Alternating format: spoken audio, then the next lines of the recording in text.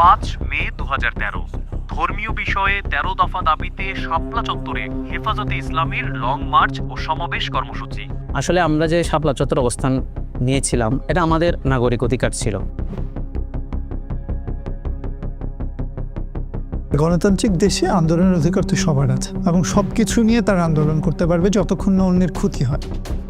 গোলাপশাহ মাজার পর্যন্ত আসছি গুলিস্তান, তখন দেখলাম যে গোলাপশাহ মাজারের দক্ষিণ পাশে অর্থাৎ বাইতুল মোকাররমের দক্ষিণ গেটে বই পুস্তকের দোকানগুলোতে আগুন লাগাই দেওয়া হয়েছে, খুব মারামারি হচ্ছে। আমাদের প্রত্যেকের অনেকের তখন এই জুজদান সহ কোরআন ছিল আমাদের বুকে। সোজাসুজি ডানে বামে বড় বড় ব্যাংক ইত্যাদি বড় বড় সাইনবোর্ড যে একটা লাইট আছে, সাইনবোর্ডের লাইটটা বন্ধ হয়ে পুরনো একটা খবর অন্ধকার হয়ে গেছে। রাত্রেবেলা বাতি নিভিয়ে কোন সরকার তার নাগরিক উপর গুলি চালাইতে পারে?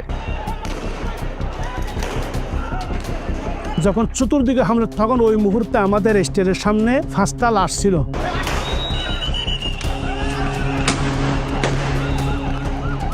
রক্তগুলো টপ টপ পড়তে শরীর দেখে অনেকে ওই রক্তগুলো নিয়ে শহীদের রক্ত হিসেবে গায়ে মাখতেছে, সাদা জুব্বা মিল মাখছে।